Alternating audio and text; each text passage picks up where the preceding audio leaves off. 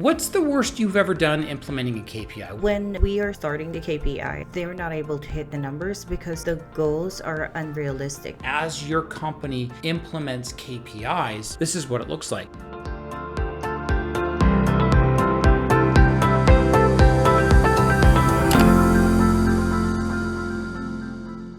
Hey, welcome to the Offsite Team Member Podcast, where we understand the challenges faced by DME, durable medical equipment, rehab, and respiratory business leaders in their quest to find dependable, affordable employees who also know Brightree. And April and I, we've created a revolutionary workforce solution that resolves this problem, enabling DME, respiratory, and even rehab businesses to thrive with a reliable and cost-effective team. And lately, we've even been adding team businesses that are not in the DME business because they're like, we need help. We need some backside help. Now, if you are in a business that is not in DME, they don't come trained because we train team members for typically 3 months before giving them to you in the DME field. So we have some multimedia people working with doing Instagram reels and TikToks for companies. But hey, we have people out there that are ready to help. So hey, how are you today, April? Good. How are you? I'm doing amazing. We're recording this on a Friday, and I've had a great week. We've had some hard discussions. We'll know when this podcast is going to drop after March 23rd, which is when we're going to find out what happens with DME reimbursement in 2024. But so we've had all sorts of great discussions with our team, and we're fine either way.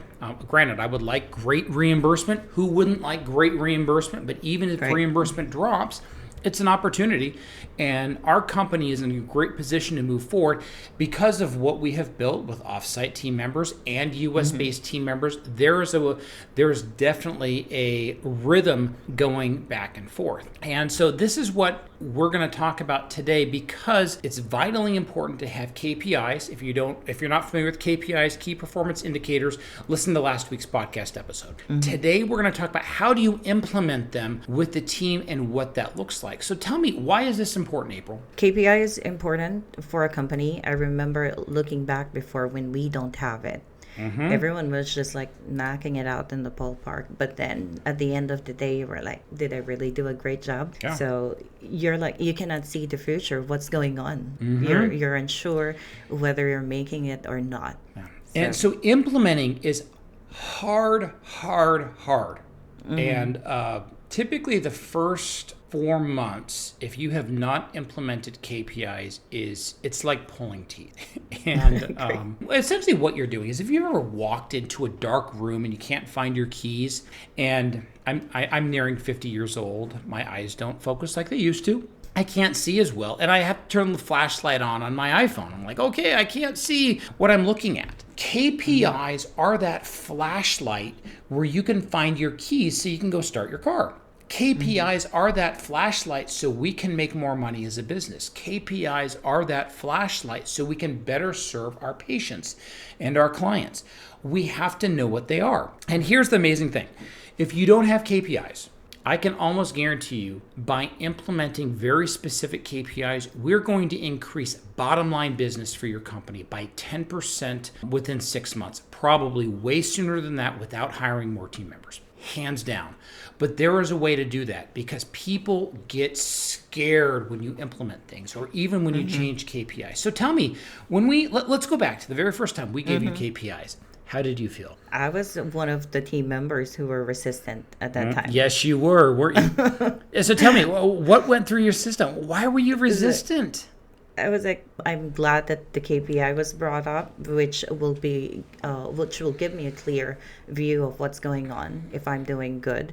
But then at that time, since we're not used to it, we're not used to having that one. It was like, are they trying to be nosy on what am I doing? Like, am I not doing a good job? Why are they implementing? You just said, whether you realize it or not, what 90 to 95% of people will say. I'm going to pick on you, so you can get mad at me off camera if I'm poking too much. What does good mean? You said if I'm doing good. What does good mean, April? Tell me. I don't know what good means. What is good? In my opinion, what's good is if you're doing your job well, then definitely that's good. So in your job, you're president of Offsite team. What's good? meeting the KPI is actually the good thing for me. Seeing those greens. You have your KPIs, and you have 5 very specific KPIs. So you know what your KPIs are, and you know what good is. So let's say you haven't always been the top of your KPIs because I push you, and that's what I do. So what happens if you don't hit your KPIs? What happens? Well, there's this always question, why am I hitting those numbers? And then, well, you always challenge me. So it's always a question of, am I doing the right thing? How can I make this number better? That way I can meet my goal. That way I can take a look at my KPI and see that I'm really doing a good job. When your numbers are not great, do you feel comfortable bringing them to me? I am. There are times that when it's red, I told you, I'm sorry, it's on red because this and that. So it's just that it's safe to discuss. I think it's because the relationship, and at the same time, we have a clear communication. Yes. So relationship, communication, and there's that base level of trust. And you know, Correct. let's say you were red across all your KPIs. You come to me and say, "Hey, Eric, something's wrong. I'm trying." Right. We had the coolest experience happen it's over a month ago. One of our leads of one of our stores was just flipping out. They're like, "Oh, what do I do? I'm in the red." And she is bringing it to us that there is a major problem. Her KPIs just tanked for 1 week. But she brought it to us. She didn't try to hide it. Granted, we would have seen it. But when there's that basis of trust, you can bring it up and figure out what it was. We knew exactly what the problem, well, only I knew what the problem was, but once I explained it to everyone, everyone's like, "Oh, that makes sense." I knew because I had been looking at the numbers year over year over year, and I'm like, it's this. And this is the beauty of it.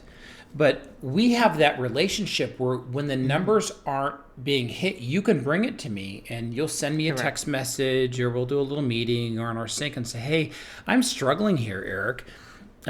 How can we fix this?" And sometimes it's dropping the numbers. Sometimes it's more resources. Sometimes it's putting our heads together. The best scenario is, my favorite is if everyone has the same KPI across different companies and only one person drops, then we can talk to the other ones who have not had their numbers drop and figure out what's missing. And this is the advantage to some of our other DME partners, is you might only have one offsite team member in a general area, but we have all of the other companies that we work with. So if you have one of those areas drop, we can kind of helicopter in and say, problem is this over here, or you have a problem with your WIPs. WIPs, for those who don't know, stand for work in progress, and we use it to track and Brightree. But you have this, and if you do this, you're going to process things way faster, and that's going to fix your problem. So it's one of those things, as you implement things, there is a way of looking to say, is it too hard? Is it too easy? Or is it just right? It's like whatever that fairy tale is of the 3 bears and the porridge and all that kind of good stuff. So now,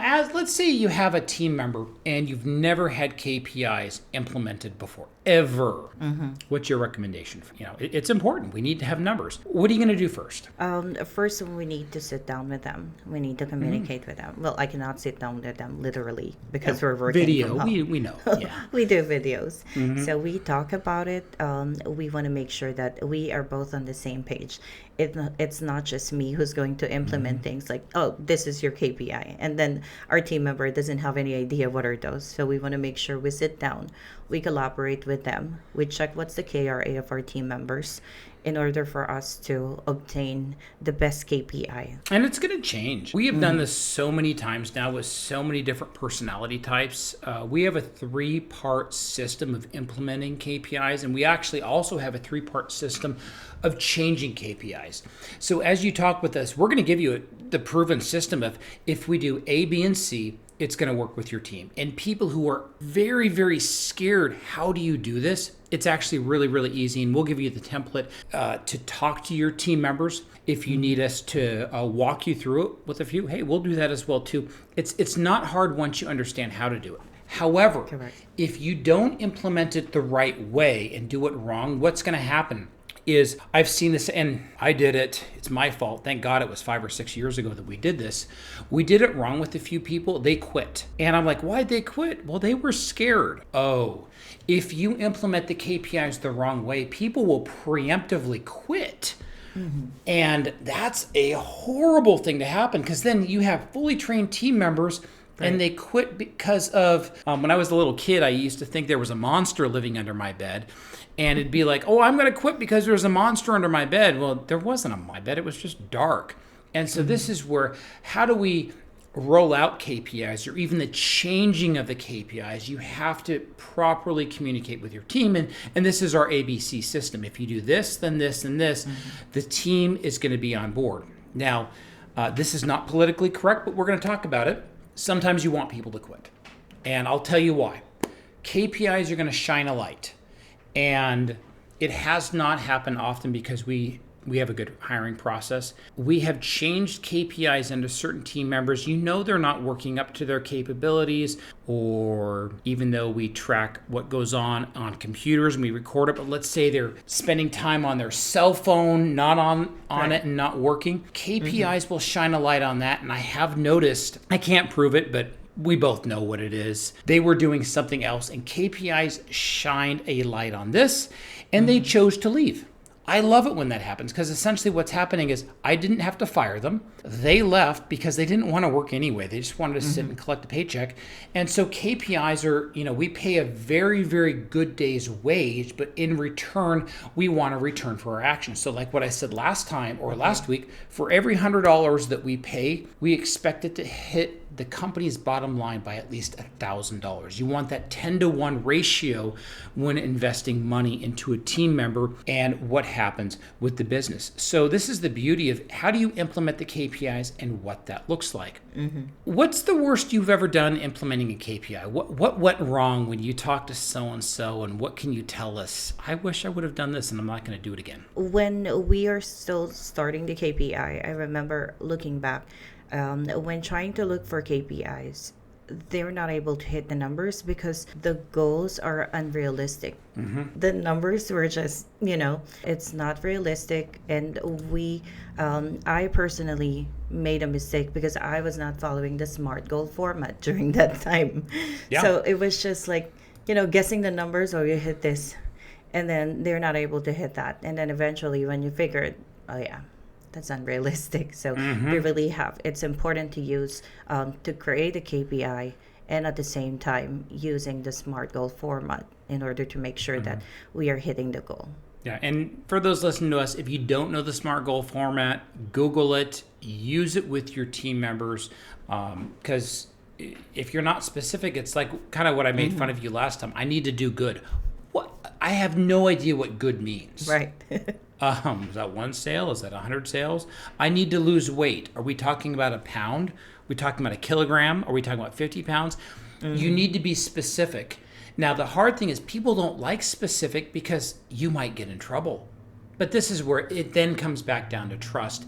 And this is what we can help you with. As your company implements KPIs, or even changes them, this is what it looks like. So some of our new clients, they're multimedia clients. We're doing Reels and Instagram posts and Facebook posts. I like that because then we can track how many likes, how many engagements, how many views. We get to see that. And it makes it easy for us to work with the algorithms, because what our clients want are more views, which then turn into sales.